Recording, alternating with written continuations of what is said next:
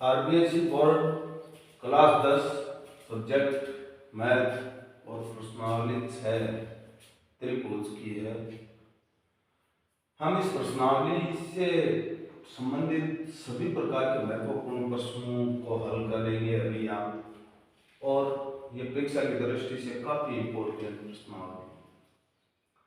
हमने एक सवाल लिया है सबसे पहले कि बीएल और सीएम एक समकोण त्रिभुज एबीसी माध्यिकाएं वो होती है। देखो ये बीएल माध्यिका है जो सामने वाली भुजा को समान दो भागों में बांटती है, यानी जितना सीएल है उतना ही बीएल है। ये सीएम है, जितना बीएम है उतना ही एएम। माध्यिका सामने वाली भुजाओं को दो बराबर भागों में बांटती है। इस त्रिभुज का कोण ए समकोण है, यानी ये कोण ए समकोण है। सिद्ध करना कि 4bl का स्क्वायर प्लस cm का स्क्वायर बराबर 5bc का स्क्वायर। देखिए ये समकोण त्रिभुज है और इस समकोण त्रिभुज से आप देख सकते हो इसमें 3 समकोण त्रिभुज बन रहे हैं, एक ABL, एक CMA और एक ABC। 3 समकोण त्रिभुज बन रहे हैं और आपको जो यहाँ पर पूछा है उस त्रिभुजों को लीजिए और समकोण त्रिभुज पूछ रहा है और आपको सवाल देखने पर ही अंदाजा लगा देना चाहिए कि हमें पाइथागोरस प्रमेय लगानी है। पाइथागोरस सबसे पहले हमें मान लीजिए हम ज्ञात करें इसकी बीएल स्क्वायर। तो देखो पाइथागोरस प्रमेय क्या कहती है कि कर्ण का स्क्वायर बराबर आधार का स्क्वायर प्लस लंब का स्क्वायर। अब आप देख सकते हो समकोण के सामने की भुजा कर्ण होती है। एक बार इसी त्रिभुज को आप मानकर चलिए कि मान लो मेरे पास त्रिभुज है ABL, बाकी की ये लाइनें ये त्रिभुज है ही नहीं। आप इस त्रिभुज ABL में लीजिए और पाइथागोरस प्रमेय लगाइए। आप इसका BL स्क्वायर ज्ञात कीजिए। देखो ये BL स्क्वायर है, ये कर्ण है क्योंकि इसके सामने की भुजा कर्ण है और कर्ण है इसका मतलब इसकी ये भुजा आधार और ये भुजा लंब, इन दोनों के वर्गों का जोड़ होगा, यानी BL का स्क्वायर बराबर होगा AL का स्क्वायर प्लस AB का स्क्वायर। और ये कब क्यों होगा? ये होगा पाइथागोरस प्रमेय से।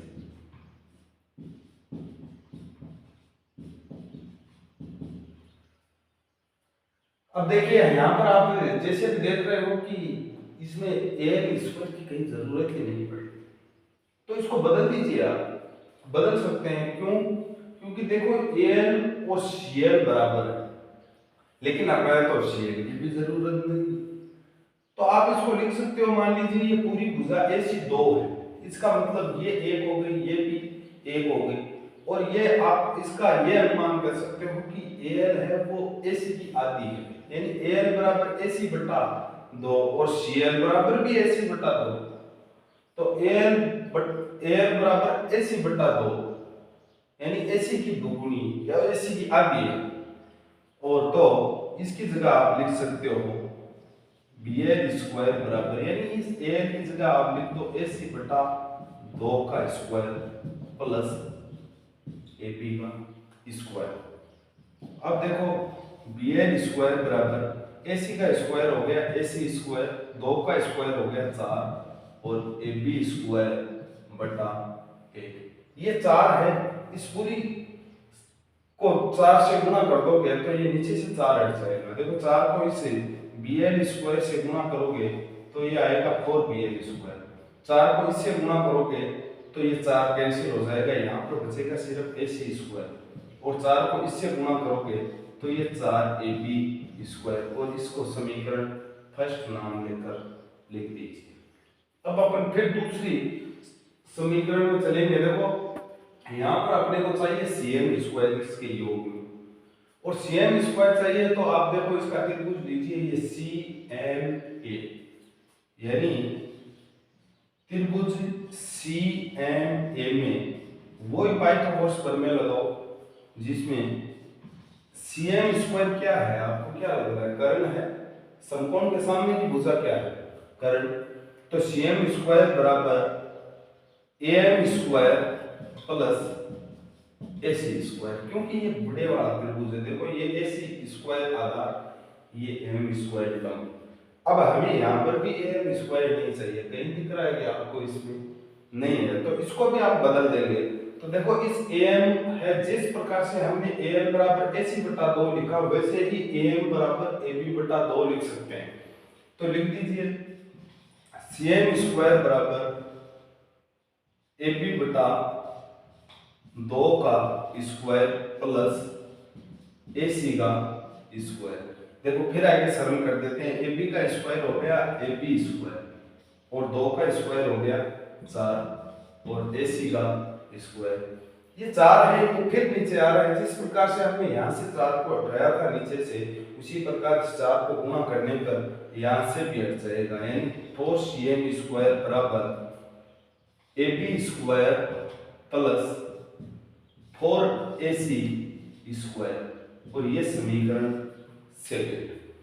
दोनों समीकरणों को जोड़ दीजिए, क्योंकि यहाँ पर जुड़ा हुआ दिख रहा है। देखो BL square plus CM square, यानी यहाँ पर BL स्क्वायर और यहाँ पर CM स्क्वायर, इन दोनों को जोड़ दीजिए। समीकरण फर्स्ट और सेकंड को आप जोड़ दीजिए।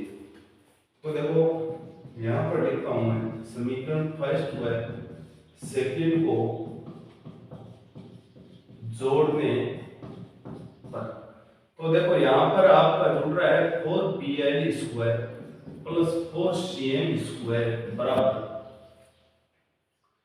इधर इस साइड क्या है, ये LHS है। एक पार्ट इस तरफ जोड़ना है, दूसरा पार्ट दूसरी तरफ। इधर जोड़ा AC square plus 4AB square, और इसमें जुड़ेगा देखो ये नीचे वाला AB square plus 4AC square, AB square plus 4AC square. अब देखो इन दोनों में क्या कॉमन आ रहा है, 4 कॉमन आ रहा है। इस तरफ तो कॉमन ले लीजिए, 4BL square plus CM square, और इधर AB square 2, 4 AB square, 1 AB square 5 AB square बन गए, और AC स्क्वायर 4 AC स्क्वायर हो गए 5 AC स्क्वायर। फिर देखिए इनको सरल फिर कर सकते हैं अपन, दोनों में क्या कॉमन आ रहा है 5, और AB square plus AC square, और इधर बचा 4BL square plus CM square. लेकिन वो उधर वाला पार्ट अपने को चाहिए नहीं, उसकी जगह तो आ रहा है BC स्क्वायर। तो फिर देखिए, फिर इस बड़े वाले त्रिभुज को लीजिए, त्रिभुज ABC में कर्ण लगाइए। इसका कर्ण BC है, BC स्क्वायर बराबर AB का स्क्वायर प्लस AC का स्क्वायर, यानी आप इस AB square plus AC square की जगह लिख सकते हो BC स्क्वायर। यही तो लिखना है अपने को, यहाँ पर यही लिखना है। तो आप लिख दीजिए, देखो 4BL square plus CM square बराबर 5BC square, LHS equal to RHS। ये हमारा प्रश्न था जो एक समकोण त्रिभुज की परिमेय पाइथागोरस पर आधारित था। इससे अगला जस्ट ही हम प्रश्न लेते हैं कि आगे के दोनों सवालों को देखिए आप, ये दोनों एक दूसरे के विपरीत सवाल कर क्या है कि ABC एक समद्विबाहु त्रिभुज है। देखो समद्विबाहु त्रिभुज वो होता है जिसकी दो भुजाएं बराबर होती है, और इसका एक कोण C समकोण बता रहा है। इसका मतलब ये समकोण भी है और समद्विबाहु भी है। आपको सिद्ध करना है AB का स्क्वायर बराबर 2AC का स्क्वायर। देखो समकोण ये है, इसका मतलब ये कोण तो क्या है, समकोण है C तो, और यहाँ पर आप ये मान लीजिए A और ये मान लीजिए B, ये तो अपना डायग्राम हो। अब देखिए समकोण है तो सीधी सी बात है पाइथागोरस प्रमेय लगेगी, और पाइथागोरस प्रमेय लगेगी तो त्रिभुज ABC में कर्ण कौन सा है, कर्ण का स्क्वायर बराबर आधार का स्क्वायर प्लस लंब का स्क्वायर, यानी इसका कर्ण है AB, तो AB का स्क्वायर बराबर इसका लंब है AC और आधार है BC, यानी BC का स्क्वायर प्लस AC का स्क्वायर। ये तो आपकी हुई पाइथागोरस प्रमेय। और अब देखो ये अपने को क्या कह रखा है, अपने को कह रखा है कि समद्विबाहु त्रिभुज है। अब समद्विबाहु त्रिभुज है तो कर्ण कभी बराबर हो नहीं सकता किसी भुजा के, दोनों भुजाएं जरूर बराबर हो सकते हैं। इसका मतलब भुजाएं या बीसी और एसी ये दोनों बराबर। आपको दिया है एसी बराबर बीसी, क्योंकि कर्ण का तो वर्ग इन दोनों के वर्गों के जोड़ के बराबर होता है। इसका मतलब एसी और बीसी ये दोनों बराबर है, ये अपने को दिया हुआ है। और अपने को पूछ रहा है एसी एबी का स्क्वायर बराबर 2ac का स्क्वायर, यानी ये बीसी नहीं चाहिए और ये बीसी नहीं चाहिए, तो इस बीसी की जगह एसी लिख सकते हो आप, लिख दो वहां पर। अतः AB का स्क्वायर बराबर इस BC की जगह AC लिख दो, AC का स्क्वायर प्लस AC का स्क्वायर। आप मुझे बताओ एक AC स्क्वायर एक AC स्क्वायर 2AC स्क्वायर, यानी AB का स्क्वायर बराबर 2AC का स्क्वायर हो गया। ये सिद्ध है। LHS equal to RHS। देखिए इसका जस्ट उल्टा दूसरा प्रश्न, ABC एक समद्विबाहु त्रिभुज है जिसमें AC बराबर BC है, ठीक है। AC बराबर BC है, इसका मतलब आप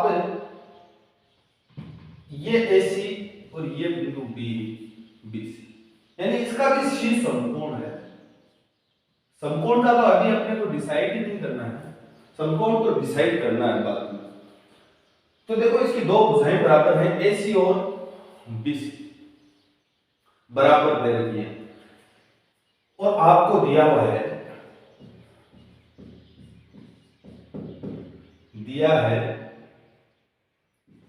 AC बराबर BC और ये भी दिया हुआ है कि AB का स्क्वायर बराबर 2AC का स्क्वायर।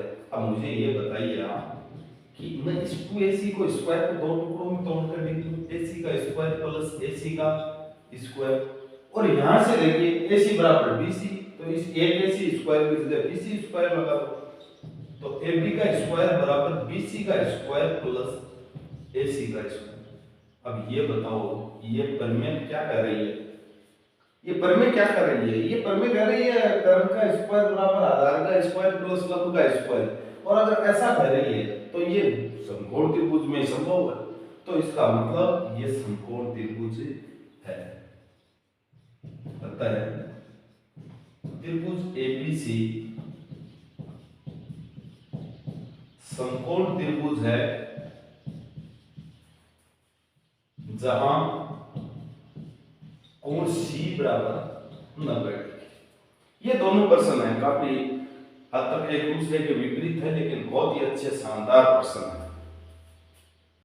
इस प्रश्न को देखिए, काफी इंपॉर्टेंट प्रश्न है परीक्षा की दृष्टि से कि सिद्ध कीजिए कि एक वर्ग की किसी भुजा पर बनाया गया समबाहु त्रिभुज, समबाहु त्रिभुज वो जिसकी तीनों भुजाएं बराबर, उसके विकिरण पर बनाए गए समबाहु त्रिभुज के क्षेत्रफल का आधा होता है। यानी ये है विकिरण और इस पर यह क्षेत्रफल जो समबाहु त्रिभुज बनेगा इसका क्षेत्रफल इस भुजा वाले त्रिभुज के क्षेत्रफल का दोगुना, या फिर इस भुजा पर ये त्रिभुज बन रहा है इसका क्षेत्रफल इस विकिरण पर बने त्रिभुज के क्षेत्रफल का आधा होता है। यानी आपको क्या करना है, आप मान लीजिए कि इसकी भुजा है वो A मान ली, वर्ग की आपको पता है जब इसकी A है तो चारों भुजाएं क्या होती है बराबर, यानी इसकी भी भुजा ये भी A, ये भी A और ये भी, चारों भुजाएं बराबर हो। अब वर्ग की चारों भुजाएं ये A होते ही समबाहु त्रिभुज की भुजा बन जाती है, और समबाहु त्रिभुज की भुजा बन जाती है इसका मतलब इसकी भी तीनों भुजाएं क्या होती है बराबर, ये भी A होगी और ये भी A होगी। और जब समबाहु त्रिभुज का क्षेत्रफल ज्ञात करना होता है तो देखो समबाहु त्रिभुज का क्षेत्रफल होता है √3/4 गुना भुजा स्क्वायर, ये सूत्र होता है। समबाहु त्रिभुज यहां पर आपको इस त्रिभुज का क्षेत्रफल ज्ञात करना है, यानी एरिया ऑफ त्रिभुज DCE इसका क्षेत्रफल ज्ञात करना है। और इसका ज्ञात करोगे तो जब पता है आपको कि भुजा पड़ी है आपके पास A और इसका स्क्वायर करोगे तो आ जाएगी √3/4 इसको यहीं छोड़।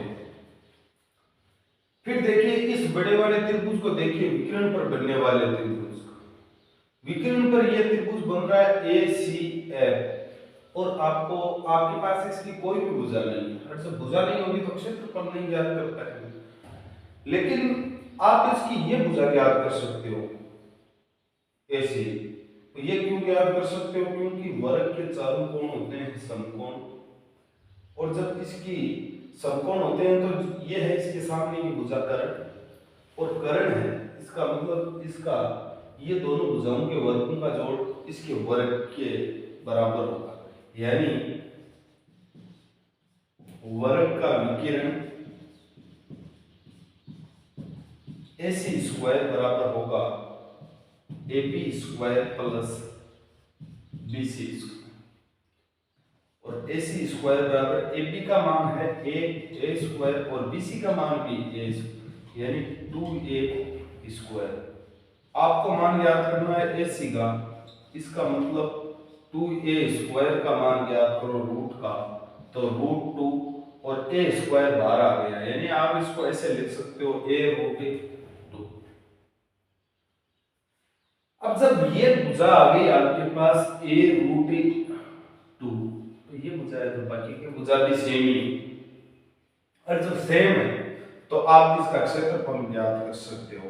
अतः एरिया ऑफ इस त्रिभुज को नाम आ जाएगा त्रिभुज ACF बराबर वही √3/4 भुजा स्क्वायर, लेकिन अब की बार भुजा है वो है A√2 का स्क्वायर, √3/4 गुना, देखो एक का तो हो गया A स्क्वायर और √2 का स्क्वायर होते ही क्या बन जाता है ये 2, और इसको आप ऐसे भी लिख सकते हो 2 × √3/4 गुना A स्क्वायर।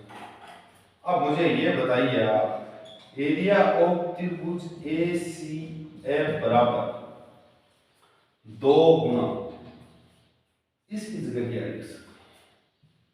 देखो समीकरण फर्स्ट है, इसकी जगह ये किसका क्षेत्रफल है? ये है एरिया ऑफ त्रिभुज DC, यानी एरिया ऑफ त्रिभुज DC क्या कह रहा है ये समीकरण? ये कह रही है कि ये जो त्रिभुज ACF का क्षेत्रफल है इस बड़े वाले का इस छोटे वाले क्षेत्रफल से दुगुना, और इसका जस्ट आप उल्टा करना चाहो इस 2 को इस साइड भेजो तो ये बट्टे में चला जाए। ये काफी इंपॉर्टेंट प्रश्न है परीक्षा की दृष्टि से, बहुत ही शानदार है।